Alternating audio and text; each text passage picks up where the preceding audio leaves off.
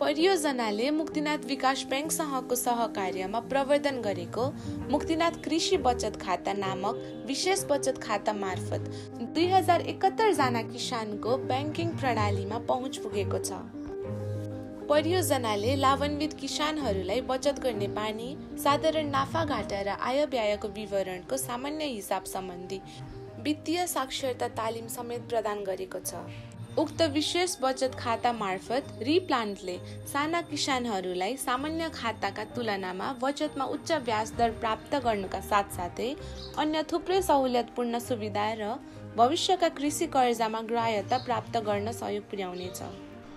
रिप्लान्टमा जोडेर काम गर्दाखेरि सर हामीहरूले स्पेसल्ली ग्रामीण ब्याङ्कमा रहेका कृषकहरूलाई चाहिँ कृषक बचत खाता मुक्तिनाथले एउटा कृषि बचत खाता ल्याएको थियो। कृषि बचत खातामा आबद्ध गरायो उहाँहरूलाई। यसले गर्दाखेरि जुन ग्रामीण भूविभागमा मान्छेहरू वित्तीय साक्षरता नपुगेको अवस्थामा उहाँहरूलाई वित्तीय साक्षरताको कार्यक्रमहरू सञ्चालन गर्यो। साथै बचत कसरी गर्न सकिन्छ, आय आर्जनको कार्यक्रममा कसरी आबद्ध हुन सकिने र बचतलाई कसरी परियोजना गर्दाखेरि भोलि दीर्घकालीनमा समस्या पर्दाखेरि त्यसलाई कसरी निराकरण गर्न सकिन्छ भन्ने कुरालाई जानकारी गराएको छ। स्पेसली एकदम गरिब समुदायहरूलाई जसको वित्तीय पहुँच ब्याङ्कसम्म पुगेको थिएन तिनीहरूको घरतल्लोमा नै गएर मुक्तिनाथ विकास ब्याङ्कले यस प्रोग्राम अन्तर्गत रहेर वित्तीय साक्षरता कार्यक्रमहरू सञ्चालन गरेको छ।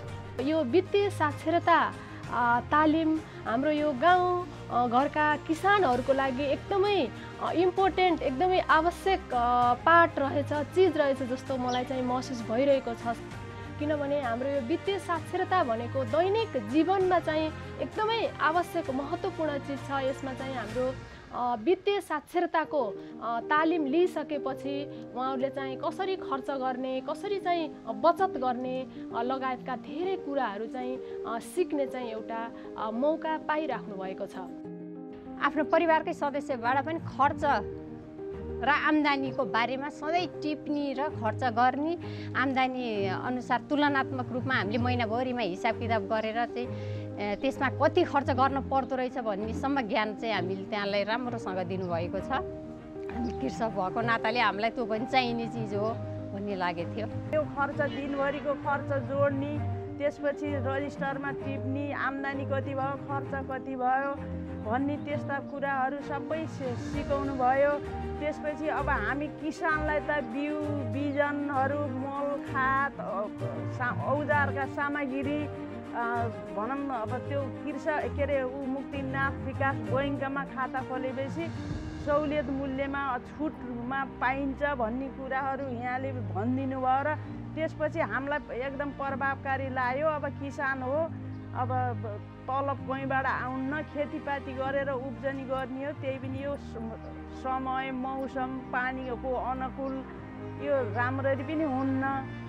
त्यही भएर अब त्योमा गरेपछि जोडेर खाता खोलेपछि हामीलाई अलिकति सहुलियत होला भन्ने किसिमले हामी सबैले हाम्रै इच्छा जाहेर जो भयो र हामीले खाता खोले हो।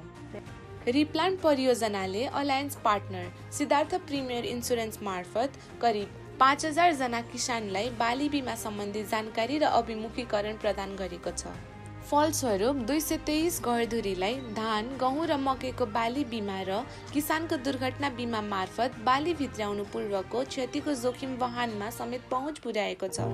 रिप्लान्ट परियोजना अन्तर्गत क्रप इन्सुरेन्स जुन हाम्रो ग्रामीण महिला उत्थान केन्द्रद्वारा हामी चाहिँ काम गर्न सुरु गऱ्यौँ। अनि त्यसपछि अब यसलाई हामी पुरै भए पनि बुझाएर उहाँहरूलाई अब हामीले चाहिँ अब जसै तसरी थोरै बहुत हामीले चाहिँ गरेको बिमा गरेर अहिले यहाँसम्म गरेका छौँ। अहिले म गरेको फेरि मकैको हो, मकै बालीको हो। यो बसन्ते मकैको बालीको बिमा म गरेको छु।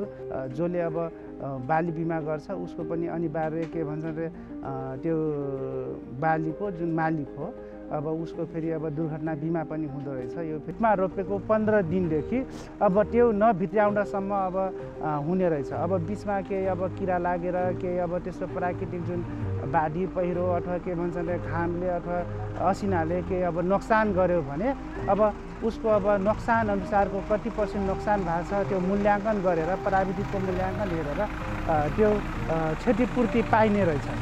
अब त्यो मलाई एकदमै राम्रो लाग्यो। हर्मेटिक भण्डारण प्रविधिको पहुँचमा वृद्धि र दिगो सप्लाई चेनको विकासका लागि तीनै तहको सरकारको सहभागिता र अपनत्व हुन जरुरी छ। रिप्लान्ट परियोजनाले यही कुरालाई आत्मसात गर्दै सरकारी संयमतासँग हातेमालो र सहकार्यमा जोड दिँदै आएको छ। स्थानीय तहमा आरप्याक, एमप्याक, समन्वय बैठक र भ्रमण मार्फत सरकारवाला बीचको सम्बन्धलाई उल्लेखनीय रूपमा मजबुत बनाएको छ। प्रादेशिक कृषि मन्त्रालय, एकेसी, पिएमएपी र अन्य प्रमुख सरकारहरूवालासँगको समन्वयमा स्थानीय स्तरमा मात्र नभए प्रादेशिक र राष्ट्रिय स्तरमा रिप्लान्टको नेटवर्क र प्रभावलाई थप सुदृढ बनाएको छ। फलस्वरूप बाँके र दाङ जिल्लाका विभिन्न स्थानीय तहले वार्षिक बजेट मार्फत हर्मेटिक भण्डारण प्रविधि, मोइस्चर मिटरको खरिद र बाली बिमामा सहुलियतका लागि बजेट विनियोजन गरी वितरण समेत गरेका छन्।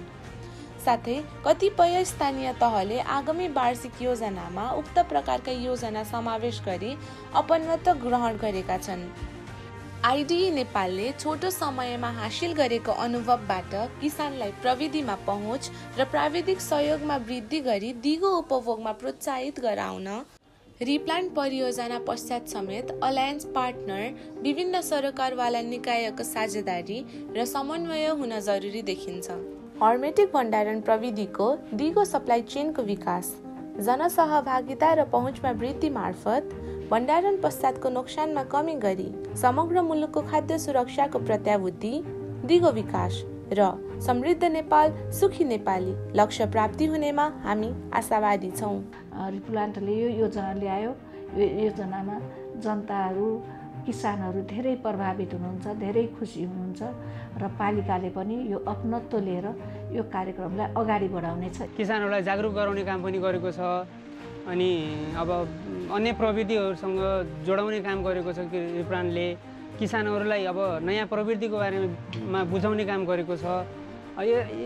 यस्ता प्रोग्रामहरू, रिप्लान्ट जस्ता प्रोग्रामहरू चाहिँ अन्य प्रोग्राम आगामी दिनहरूमा अझ धेरै ल्याइदिँदा अझ राम्रो होला। थारू समुदायमा हुर्केको मान्छे अन्त जानु हुँदैन भन्ने खालको मानसिकता नै हाम्रो थियो। त्यसपछि धेरै बोल्न नसक्ने मान्छे आज यो रिप्लान्ट परियोजनाले हामीलाई चाहिँ थोरै भए पनि सेल्फ इम्प्लोइ हुन सिकायो, सेल्फ इम्प्रुभमेन्ट हुन सिकायो। त्यसको लागि चाहिँ म एकदमै धेरै धन्यवाद दिन चाहन्छु।